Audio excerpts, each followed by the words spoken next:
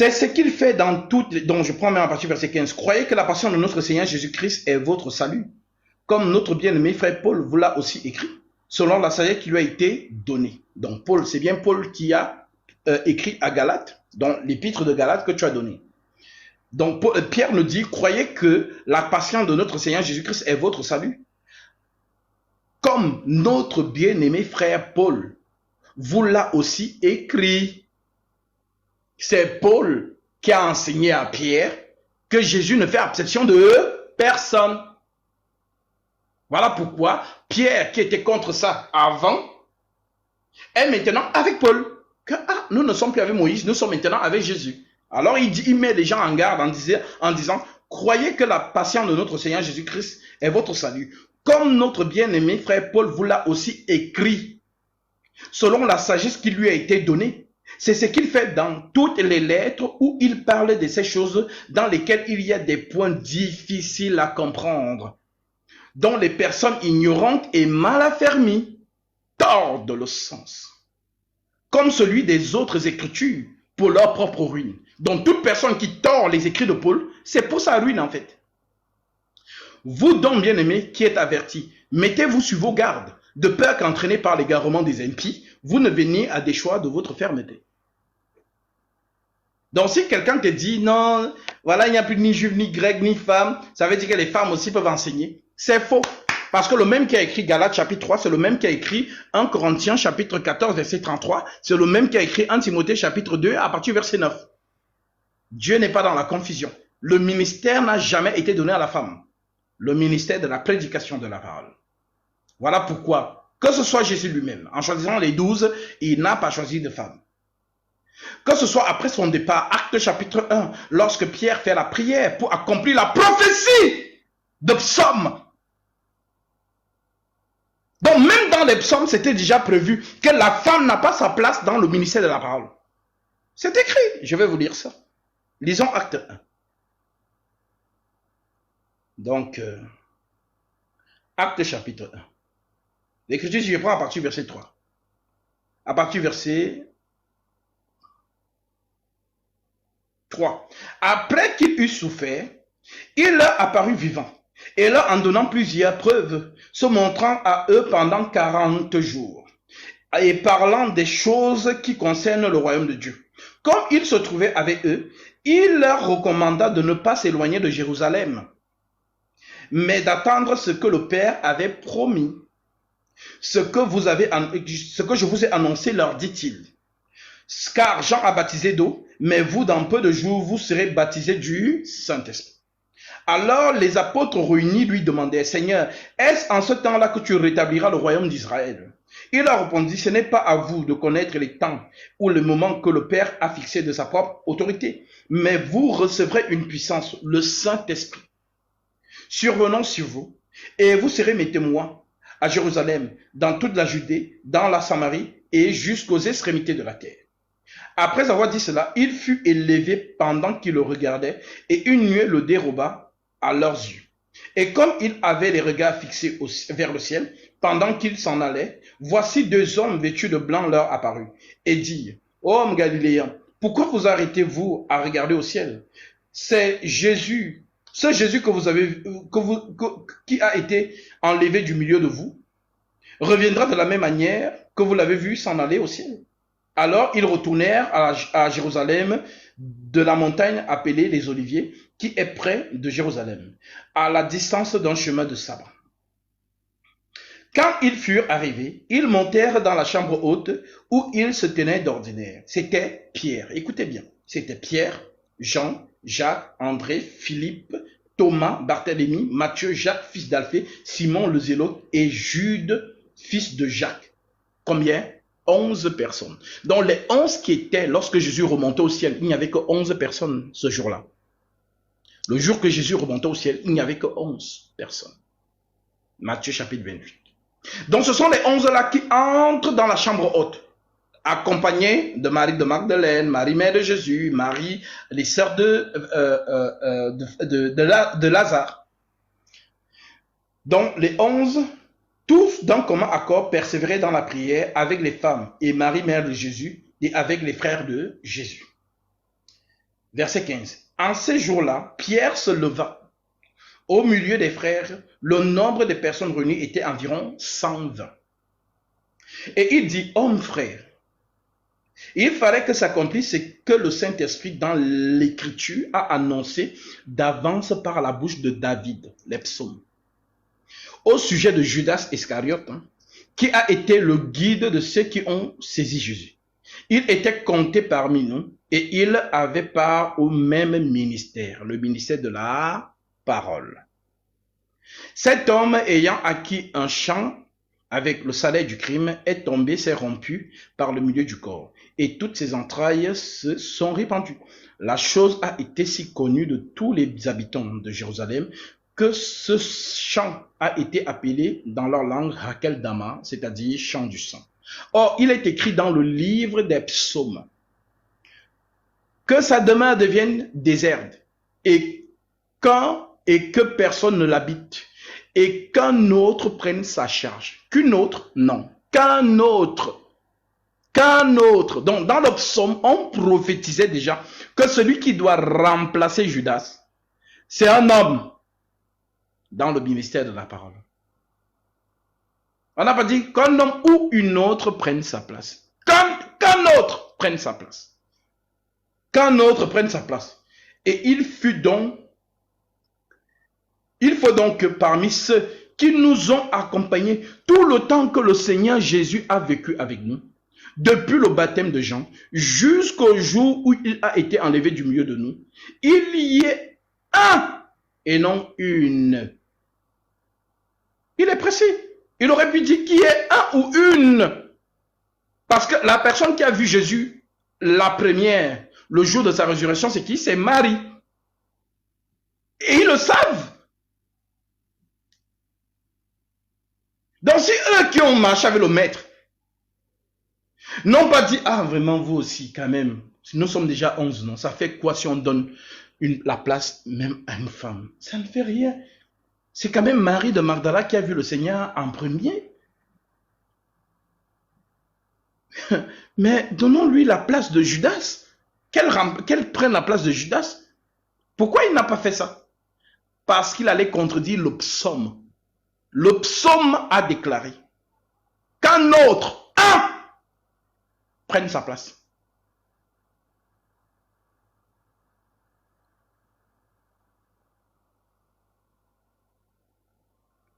Depuis le baptême de Jean jusqu'au jour où il a été enlevé du milieu de nous, il y en ait un qui nous soit associé comme témoin de sa résurrection. Mais Marie a vu Jésus en première. Qui était le témoin oculaire de la résurrection de Jésus? C'est Marie.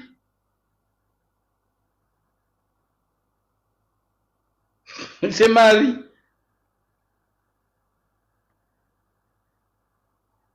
Il y en a un qui nous soit associé comme témoin de sa résurrection. Donc s'il y a quelqu'un qui doit être associé comme témoin de la résurrection du Seigneur, c'est Marie de Magdala. Mais les apôtres conduits par le Saint-Esprit ne contredisent pas les prophéties. La prophétie a dit un et non une. Ils présentèrent deux.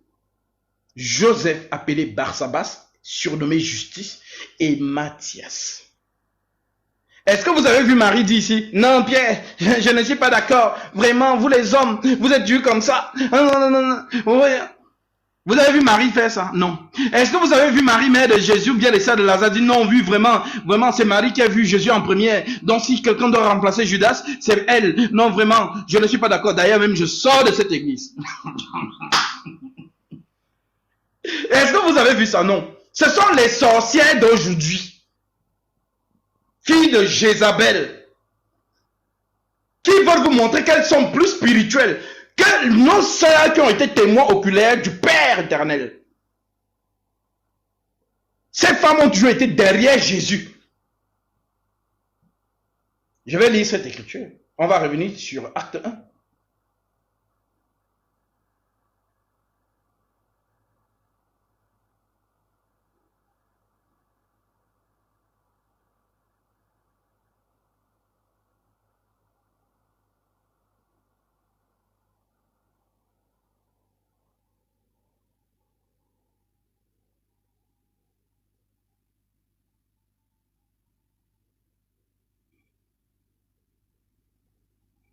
Alors, nous sommes dans le livre de Luc 8.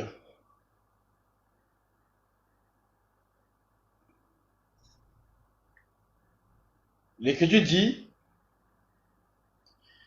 Luc chapitre 8, verset 1. Ensuite, Jésus alla de ville en ville et de village en village, prêchant et annonçant la bonne nouvelle du royaume de Dieu. Les 12 étaient avec lui. Les 12 étaient avec lui. Que Dieu te bénisse, Yannick, pour ton offrande. Tu as certainement été touché la parole et tu as fait cette offrande pour accomplir l'écriture. Que celui à qui l'on enseigne la parole fasse part de tous ses biens, celui qui l'enseigne. Ne vous y trompez pas.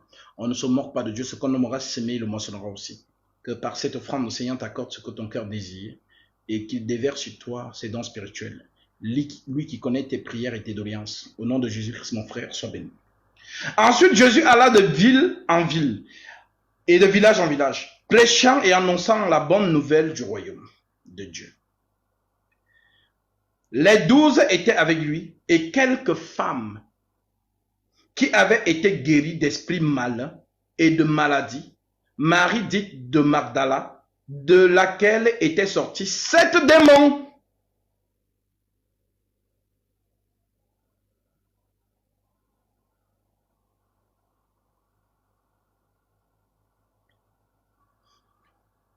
Jeanne, femme de Chuza, intendant d'Hérode.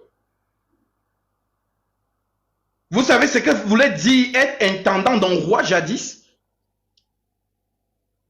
Ce n'étaient pas des personnes de basse classe. Une intendant d'un roi, c'est comme la personne qui a la maison du roi entre ses mains, qui décide ce qu'on va préparer au roi. Donc c'était une femme qui avait un peu.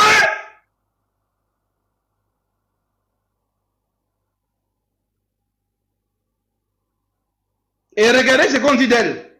Jeanne, femme de Sousa, intendant d'Hérode, Suzanne et plusieurs autres qui l'assistaient de leur bien.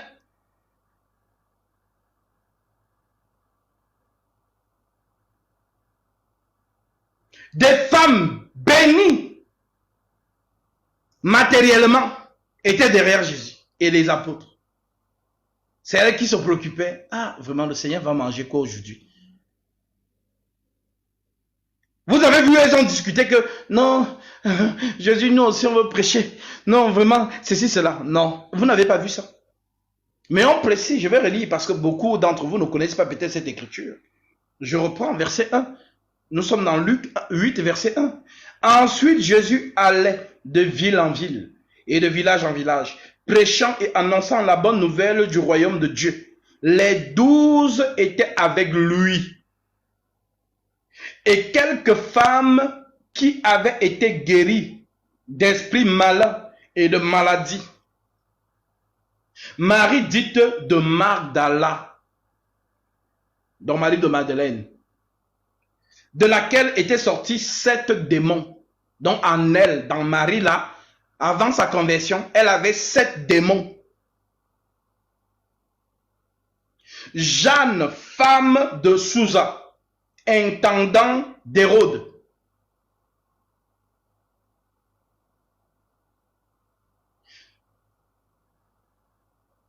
Suzanne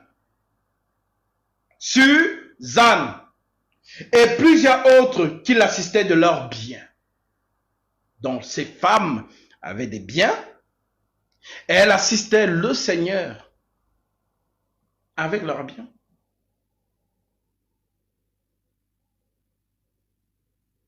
Elles n'ont jamais réclamé un ministère au Seigneur. Et assister le Seigneur de ses biens, c'est un don. Oui, je vais vous lire ça. Romains chapitre 12, verset 6. Donner, c'est un don. L'Écriture dit, puisque nous avons des dons différents, selon la grâce qui nous a été accordée, que celui qui a le don de prophétie l'exerce selon l'analogie de la foi. Que celui qui est appelé au ministère s'attache à son ministère. que celui qui enseigne s'attache à son enseignement, et celui qui exhorte à l'exhortation. Que celui qui donne le fasse avec libéralité. Donner, c'est un don. Voilà pourquoi ces femmes, on dit qu'elles assistaient, donc elles donnaient au Seigneur ce qu'elles avaient.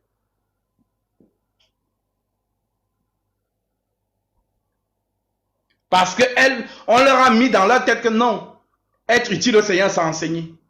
Vraiment, vous ne saviez pas?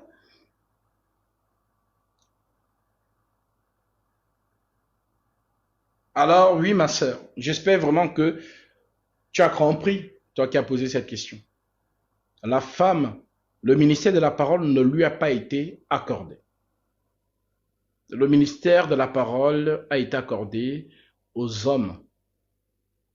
Voilà pourquoi Paul, lorsqu'il écrit la lettre à Timothée, notamment dans 2 Timothée chapitre 2, verset 1 à 2, il lui dit, toi donc mon enfant, fortifie-toi dans la grâce qui est en Jésus-Christ, et ce que tu as entendu de moi en présence de beaucoup de témoins, confie-le à des hommes fidèles, et non pas à des hommes et aux femmes fidèles qui soient capables de l'enseigner aussi à d'autres. Lisez bien. Confie-le à des hommes fidèles qui soient capables de l'enseigner aussi à d'autres. Ce que la Sainte Doctrine recommande, c'est que les plus âgés, vous retrouvez ça notamment dans 1 Timothée chapitre 5, que les plus âgés enseignent aux plus jeunes de comment se comporter avec leur mari à la maison. En d'autres termes, de leur donner des bonnes instructions aux jeunes filles dans la foi.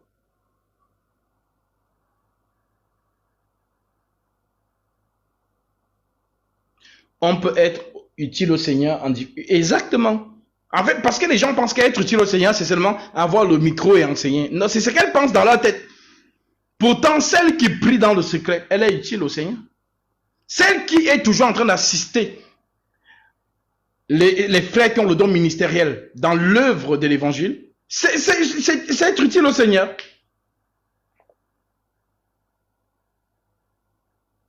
Donc, si vous voyez une femme se tenir devant l'assemblée et enseigner la parole, sachez que c'est Satan devant vous. Ne regardez pas les choses aux yeux humains. Regardez l'esprit qui est derrière.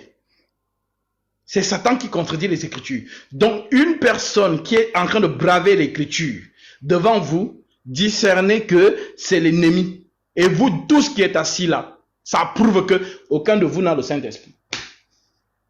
Parce que si quelqu'un parmi vous avait le Saint-Esprit, la personne allait se lever.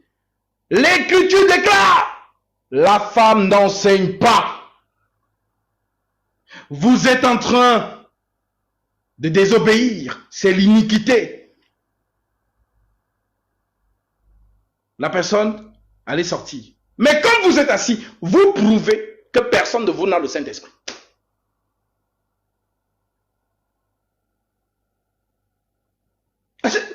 Ne forcez pas de midi à 14 h. Ne forcez pas de midi à 14 h.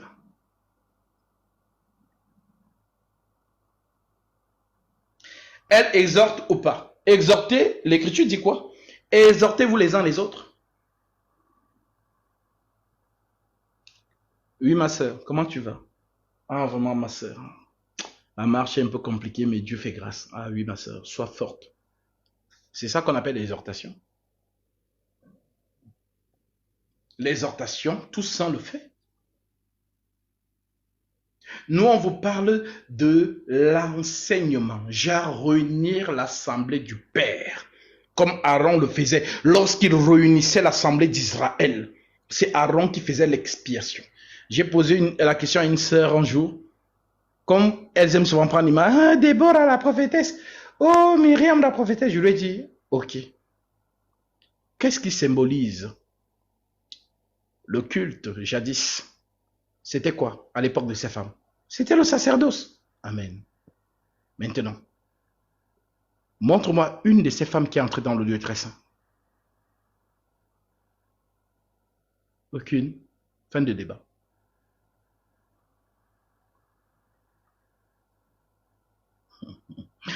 Le lieu très saint, c'est là où on met le sang, on présente le sang à Dieu pour le pardon des péchés du peuple.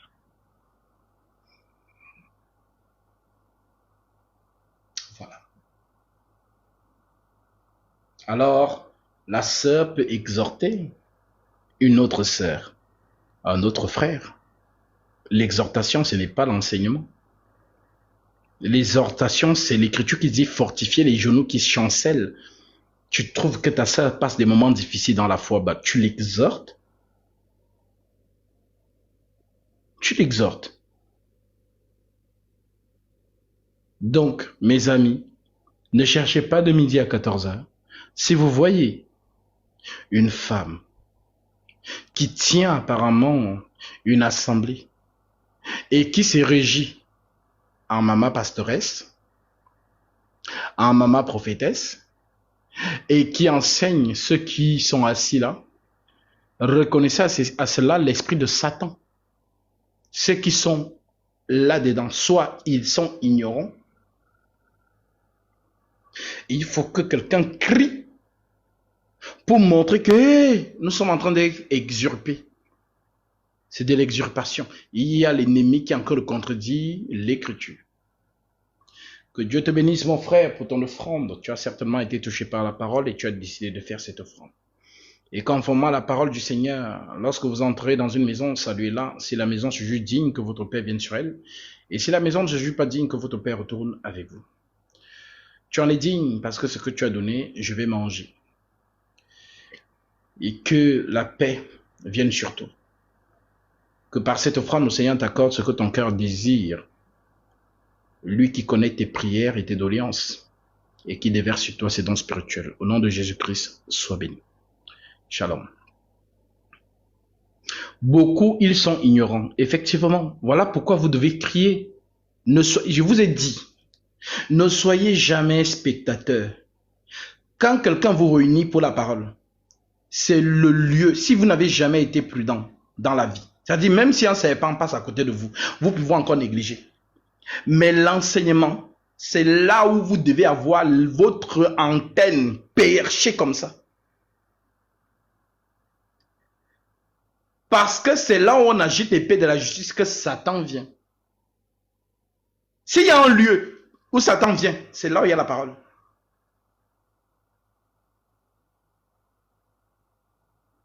Donc si vous venez là avec les émotions, c'est mon papa pasteur, c'est mon père spirituel. Ok. Le levain qui est en train d'être mis là, c'est pour ta perte. Alors tu dois vérifier les écritures, examiner. La personne parle, tu regardes l'écriture. Il parle, tu regardes l'écriture. C'est ce qu'on te dit. Acte chapitre 11. Acte 17, verset 11. L'écriture dit, ces Juifs avaient des sentiments plus nobles que ceux de Thessalonique. Ils reçurent la parole avec beaucoup d'empressement et ils examinaient chaque jour les Écritures pour voir si ce qu'on leur disait était exact.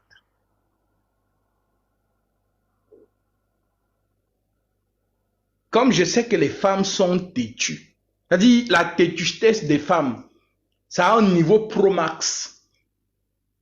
Elles font tout avec les émotions. Rares sont celles qui sont vraiment attentives, aiguisées.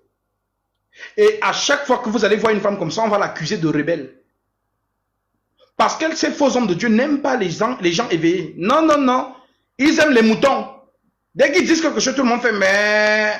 Voilà, ce sont les moutons qu'ils aiment. Mais celle qui dit, ah, mais homme de Dieu, ce que tu viens de dire là, c'est pas ce que l'écriture dit. Mettez-la dehors. Ils n'aiment pas ceux qui sont vraiment vigilants. Ces gens-là n'aiment pas. Dès que tu montres un peu que tu es un peu vigilante, tu as l'esprit de Jézabel. Oh, tu es rebelle. Oh, tu es possédé. On te met dehors. On te frustre même. Il y a certaines sœurs qui m'ont donné leur témoignage. Donc, dès qu'elles disaient que, mais attendez, mais l'écriture dit, on a commencé à dire des choses sur elles. Et les sœurs se sont senties touchées. Elles se sont senties mal. Oh, vraiment, Dieu de gloire. Vous savez combien de personnes ces démons ont éteint la foi? Que la sœur prend la résolution que c'est fini. Non, franchement, les choses de Dieu là, qui reste avec. Juste parce qu'elle a été heurtée. Comme il y a encore une qui m'a appelé du Bénin. Elle cherche Dieu.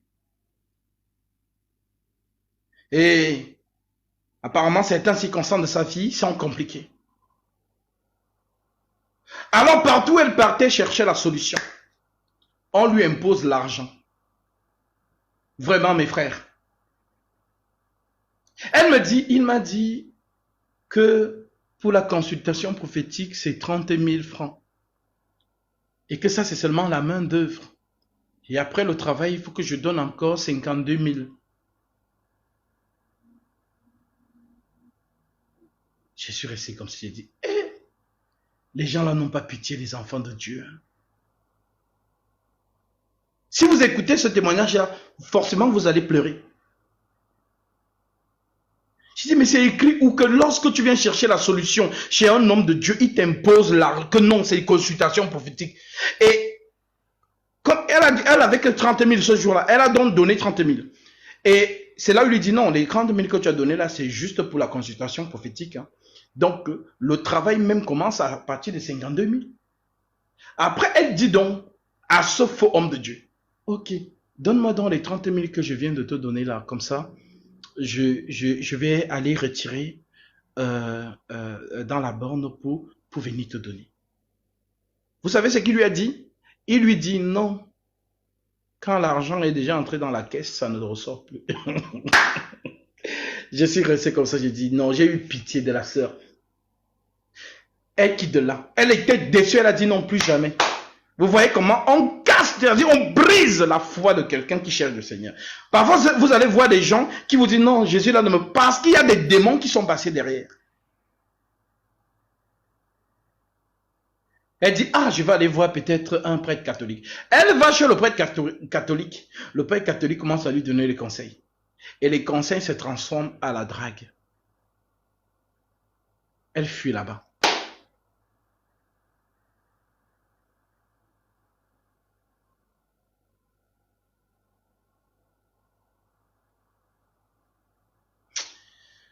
Que le Seigneur prenne soin de ses enfants. Et que ceux qui ont eu la foi brisée, que le Seigneur les restaure.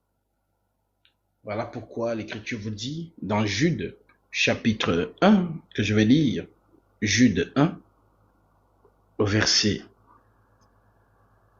14. C'est aussi pour eux. Je prends ma partie.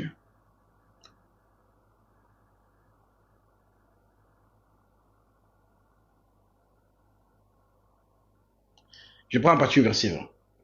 Pour vous, bien-aimés, dont vous, les vrais frères et les vraies sœurs de la foi, là, pour vous, bien-aimés, vous édifiant vous-même sur votre très sainte foi et priant par le Saint-Esprit, maintenez-vous dans l'amour de Dieu.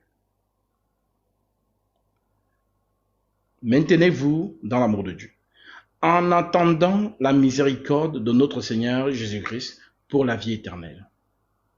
Reprenez les uns, ceux qui contestent, donc ceux qui ne veulent pas approuver l'écriture, on vous dit de les reprendre. Reprenez les uns, ceux qui contestent. Donc ceux qui contestent contre les Écritures. Donc l'Écriture dit une chose, elle était dit non, c'est pas non, moi je ne suis pas d'accord, moi je pense que, moi je crois que de toute manière, chacun sa relation personnelle avec Jésus dans sa chambre.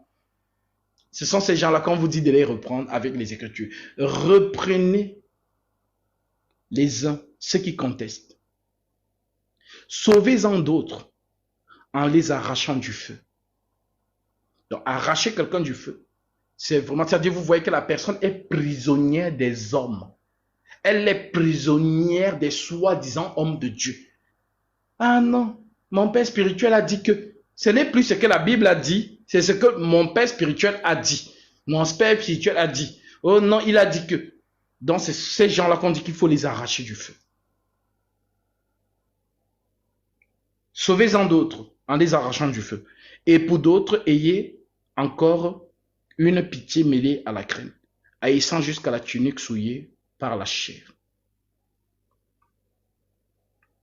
Vraiment.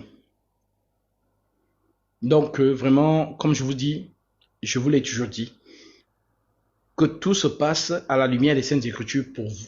L'Écriture ne vous mentira jamais. Ne crucifiez jamais une Écriture au détriment de votre sensation, au détriment de votre émotion, au détriment de votre état d'âme. Que l'Écriture ait toujours raison. L'Écriture a dit. Même si ma chair est faible, l'écriture triomphe toujours. Ah Seigneur, je sais que l'écriture dit, je t'en prie, donne-moi la force pour accomplir cette écriture. Mais ne mets jamais l'écriture à dos. Jamais. Parce que le Seigneur voit. Celui qui reconnaît l'écriture dit, je dis Amen. Mais apparemment, je n'ai pas la force pour l'accomplir. Alors Seigneur, donne-moi la force pour mettre en pratique cette écriture. Parce que je reconnais que l'écriture est vraie. Car tu as dit, c'est pourquoi quiconque entend ces paroles que je dis et les met en pratique sera semblable à un homme prudent qui a bâti sa maison sur le roc. Et le roc, c'est l'écriture. Alors je dis Amen à l'écriture. Mais il y a des personnes qui mettent l'écriture à dos pour leurs émotions, pour leurs sensations, pour leur état d'âme. Et surtout la gente féminine, surtout elles, surtout les femmes, qui sont capables de crucifier une écriture pour la chair, leurs émotions. Si vous voyez l'audience d'un homme de Dieu majoritairement attiré par les femmes, posez-vous des questions. Je vous assure.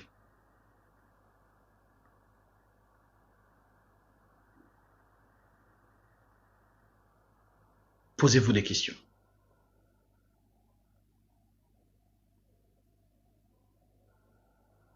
Elles ne font pas exprès, c'est leur nature. Elles sont comme ça.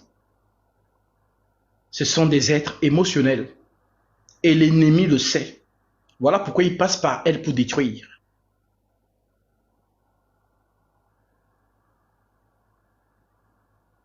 La première fois que la femme a parlé, il y a eu destruction dans le jardin d'Éden. Dieu a parlé à son fils. Le fils a respecté la parole de son père. Le serpent est venu parler à la femme. Il l'a séduite. Comment? Par les émotions. Et elle a pris ce que le serpent lui a donné. Elle est venue dire à son mari. C'est ça qu'on appelle l'autorité. Donc, écoutez, je vais vous lire ça. Nous sommes dans Genèse 3. Genèse 3, nous sommes au verset 1. Le serpent était le plus rusé de tous les animaux des champs que l'Éternel Dieu avait fait. Il dit à la femme, Dieu a-t-il réellement dit, vous ne mangerez pas de tous les arbres du jardin? Donc déjà, nous savons que une femme a parlé avec Satan.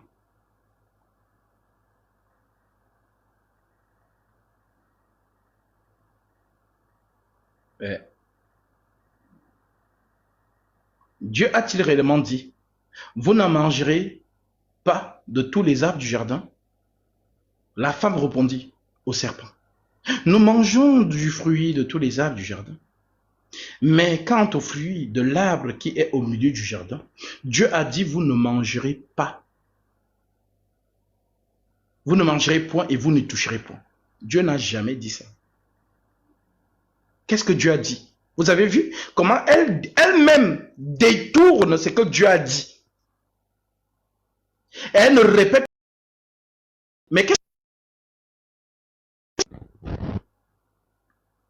qu'est-ce que Dieu a dit?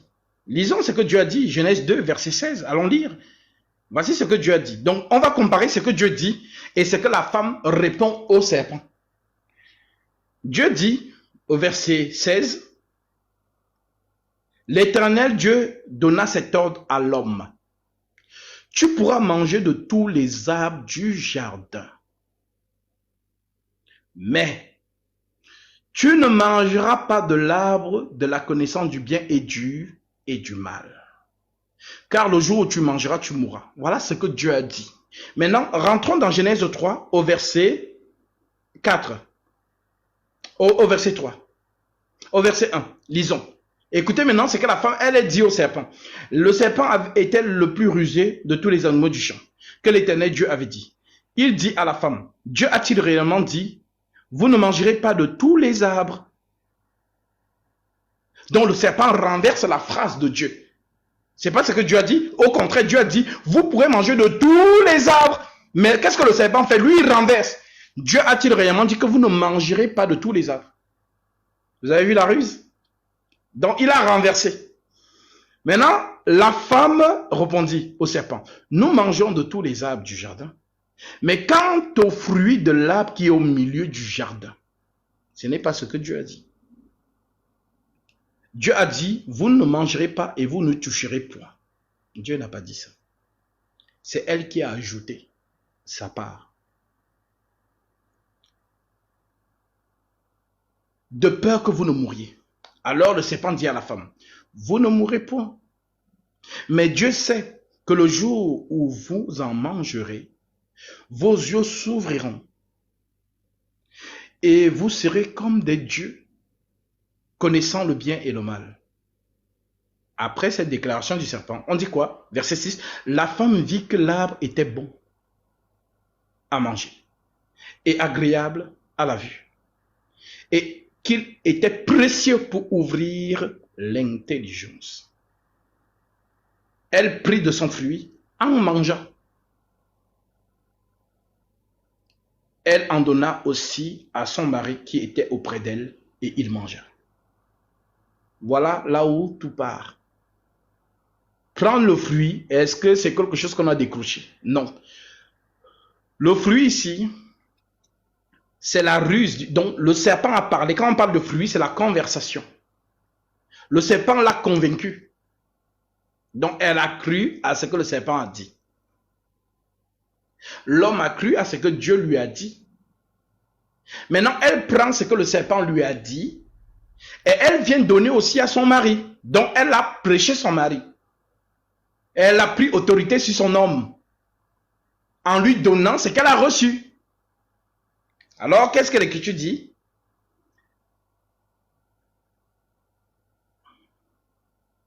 Les yeux de l'un de l'autre s'ouvrirent et ils connurent qu'ils étaient nus. Et ayant conçu des feuilles de figuier, ils s'en firent des ceintures. Alors ils entendirent la voix de l'Éternel Dieu qui parcourait le chemin vers le soir. Et l'homme et la femme se cachèrent loin de la face de l'Éternel, au milieu des arbres du jardin. Mais l'Éternel Dieu appela l'homme et lui dit, où es-tu? Il répondit, j'ai entendu ta voix dans le jardin et j'ai eu peur parce que je suis nu et je me suis caché. L'Éternel Dieu dit, qui t'a appris que tu es nu? Est-ce que tu as mangé de l'arbre dont je t'avais défendu de manger? L'homme répondit, la femme que tu as mise auprès de moi m'a donné de l'arbre et j'en ai mangé. Et l'Éternel Dieu dit à la femme, pourquoi as-tu fait cela? La femme répondit, le serpent m'a séduite et j'en ai mangé. Donc, c'est ce que le serpent a dit que j'ai cru. Le serpent m'a séduite. Donc, il m'a convaincu de transgresser l'interdiction que tu as donnée à l'homme dans Genèse 2. Le serpent m'a prouvé que ce que tu as dit à l'homme là, ce n'était pas vrai. Que c'est lui qui me disait la vérité. Alors, le serpent m'a séduite et j'en ai mangé.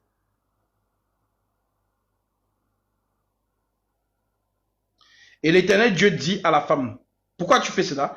La femme répondit, le serpent m'a séduite et j'en ai mangé. L'Éternel Dieu dit au serpent, puisque tu as fait cela, donc l'Éternel Dieu ne pose pas la question au serpent. Il a posé la question à l'homme, pourquoi tu as fait ça? Il a posé la question à la femme, pourquoi tu as fait ça? Mais au serpent, il ne lui a pas posé la question, pourquoi tu as fait ça? Il a condamné directement le serpent, parce que le serpent est condamné dès avant la fondation du monde. L'Éternel Dieu dit au serpent, puisque tu as fait cela, tu seras maudit entre tous les bétails et entre tous les animaux des champs. Tu marcheras sur ton ventre et tu mangeras tout de la poussière de la terre tous les jours de ta vie. Je mettrai inimitié entre toi et la femme, entre ta postérité et sa postérité. Celle-ci t'écrasera la tête, mais toi tu lui baisseras le talon. Il dit à la femme, j'augmenterai la souffrance de tes grossesses. Tu enfanteras avec douleur et tes désirs se porteront vers ton mari et lui, il dominera sur toi. C'est la parole de Dieu, la domination. Il dominera sur toi. C'est la sentence. Il dit à l'homme, puisque tu as écouté la voix de ta femme, c'est ça qui nous intéresse. Donc, puisque tu as reçu l'enseignement de la femme, et que tu as mangé de l'arbre au sujet duquel je t'avais donné cet ordre, tu n'en mangeras point. Le sol sera maudit à cause de toi.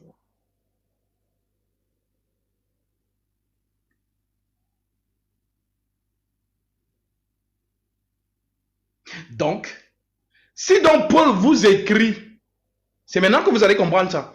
Si Paul vous dit donc dans 1 Timothée 2, verset 9, je ne permets pas à la femme d'enseigner, ni de prendre autorité sur l'homme. Maintenant, vous comprenez le discours.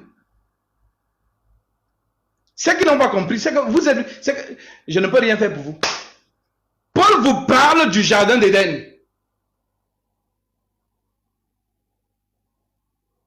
Je ne permets pas à la femme d'enseigner, ni de prendre autorité sur l'homme.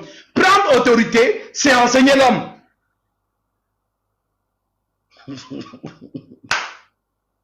Voilà ce que Paul vous a écrit. Mais comme les gens sont spirituels, ils ne comprennent rien. Vous ne vous êtes pas posé la question que, mais pourquoi dans ce verset-là, il nous parle du jardin d'Éden? Où est le rapport? Lisons 1 Timothée chapitre 1 Timothée chapitre 2, j'ai l'option de servir Dieu. Que les femmes écoutent l'instruction en silence. Donc, femmes écoutent Adam.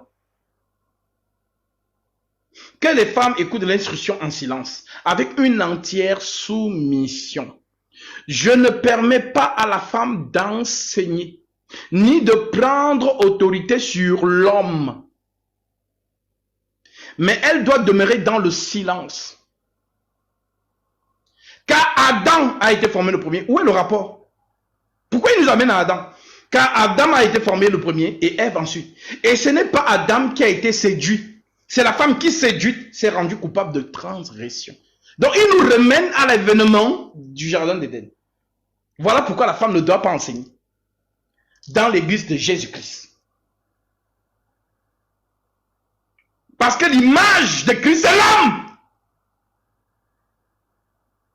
Donc toute personne qui est dans l'église de Jésus-Christ, c'est l'homme qui enseigne. La femme n'enseigne pas dans l'église de Christ. Dans l'église de Marcelo, vous pouvez enseigner. Dans l'église de Ivan Castano, enseignez. Dans l'église des soi-disant pasteurs là, vous pouvez faire ce que vous voulez là-bas, ce n'est pas l'église de Jésus. Mais dans la véritable église de Jésus-Christ, où les 12 apôtres sont des colonnes, là-bas, la femme se tait.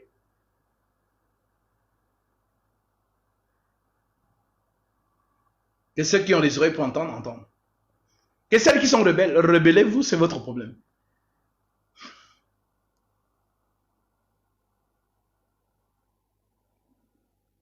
Car Adam a été formé en premier et Ève ensuite. Et ce n'est pas Adam qui a été séduit, c'est la femme qui séduite s'est rendue coupable de transgression. Elle sera néanmoins sauvée en devenant mère, si elle persévère avec modestie, dans la foi, dans la charité et dans la sainteté.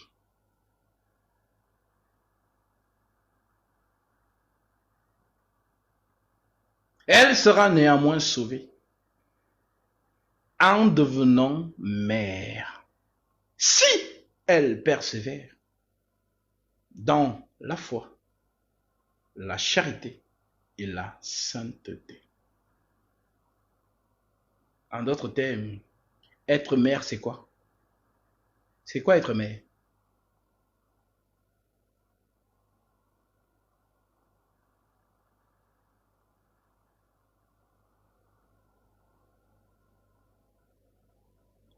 C'est quoi être mère?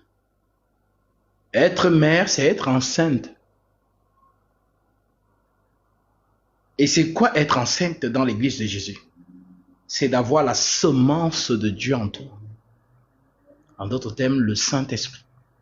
Alors oui, toute fille ou toute femme qui a le Saint-Esprit reste fidèle à l'Écriture. Celle qui n'a pas le Saint-Esprit contredit l'Écriture. C'est tout.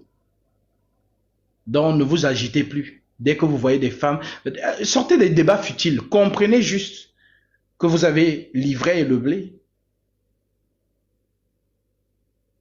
Donc sortez des débats futiles, des débats qui vous ralentissent en fait. J'ai toujours dit, ceux qui ont la connaissance, vous ne débattez pas, vous enseignez.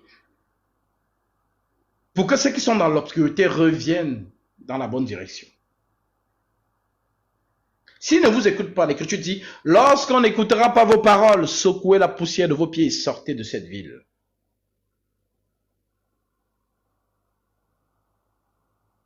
Vous n'êtes pas là pour convaincre qui que ce soit. Même Jésus lui-même n'a pas fait l'unanimité. Ce n'est pas toi qui vas faire l'unanimité. Jésus a été clair. Je vais lire ça.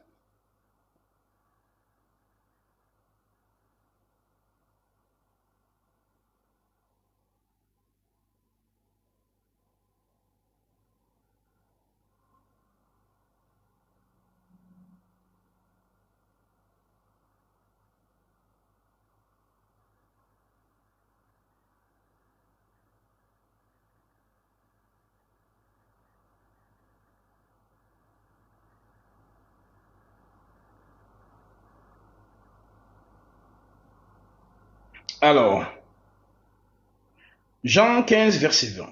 L'Écriture dit, Jésus nous dit, souvenez-vous de la parole que je vous ai dite. Le serviteur n'est pas plus grand que le maître. Qui est le maître? C'est Jésus. Qui est le serviteur? C'est nous. Souvenez-vous de ce que je vous ai dit. Le serviteur n'est pas plus grand que le maître. S'ils m'ont persécuté, ils vous persécuteront aussi. S'ils ont gardé ma parole, ils garderont aussi la vôtre. Donc, ce n'est pas là où Jésus n'a pas fait l'unanimité que toi, tu vas venir faire unanimité. Vous êtes comment?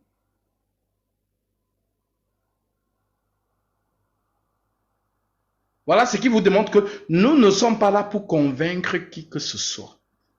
Celui qui convainc, c'est le Saint-Esprit à travers la parole. C'est lui qui ouvre l'esprit pour que la personne comprenne. Toi, tu es juste là pour jeter la semence. Et si la semence tombe sur la bonne terre, elle portera du fruit.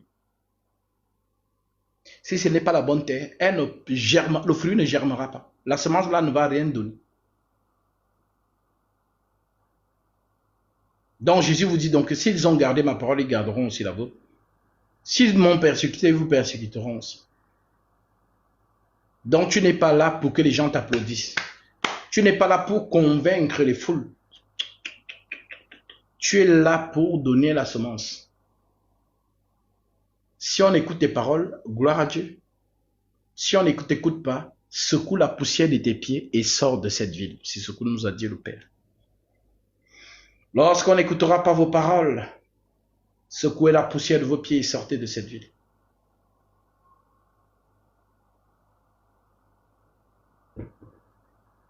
Un bon entendeur, salut.